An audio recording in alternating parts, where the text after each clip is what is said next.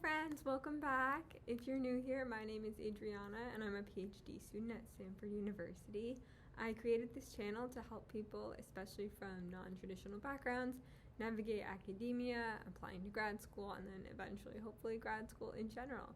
So today I wanted to make a quick video just sharing 2 mindset tips related to application season and also just navigating your way in academia, especially as someone from a non-traditional background. So my first piece of advice is that you get to pick your mentors. And by that I mean you get to pick whose advice you choose to listen to. I personally choose mentors and I choose to take advice from people who I admire, who I want to emulate, especially people who I can relate to or who have had a path that's similar to mine. You're going to get so much advice, you're going to get so many opinions, whether it's about your career trajectory, the way that you market yourself, your personal statements, your applications. You get to pick which advice you choose to take, but I always say don't take advice from people who you wouldn't trade places with. So if someone is doing something that you want to do and they're doing something that inspires you, that's amazing, and that might be someone you want to choose as a mentor. But if there's someone who's giving you advice and they're doing something that you have absolutely no interest in, or maybe you don't look up to them, you might be okay disregarding that. I definitely have gotten a lot of advice that I disagreed with or that didn't match me on a personal, fundamental level, or advice that maybe went against my own moral philosophies. So I choose mentors who I admire, who I want to emulate, and again, I choose to only take advice from people who I would trade places with.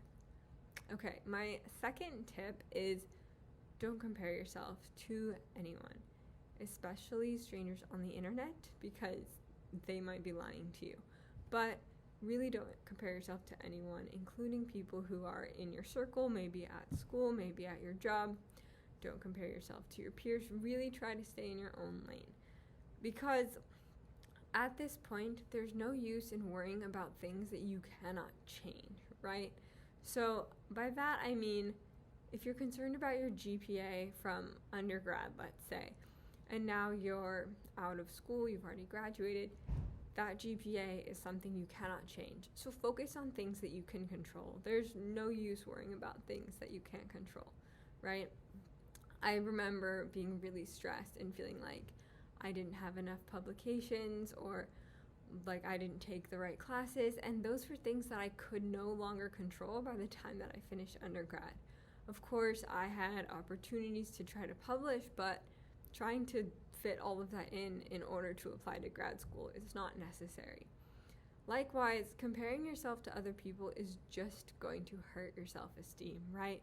I remember when I was applying to grad school, I was like looking people up on LinkedIn and PubMed and being like, oh my gosh, this person is so much more accomplished than me. The present students in this program are far more accomplished than me.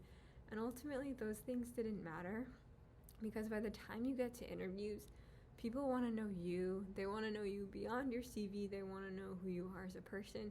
And most importantly, they want to know the way that you think about science. So don't compare yourself, because it doesn't matter. And do not worry about things that you cannot control. Because if you cannot change it and you cannot control it, there's nothing you can do about it. So don't waste time on it. This is a fun experience. It's really, really fun to talk and write about science. So enjoy it. Don't compare yourself, because you are enough. If you've made it here, you are enough. If you're clicking on this video and you're interested in pursuing academia, you are enough. You're doing enough. So just keep your eye on your goals and remember to stay true to yourself. And yeah, okay. Well, thank you for watching this video. I hope to see you all in the next one. Please like, subscribe, do whatever it is you do on YouTube. Okay, thanks friends. Bye.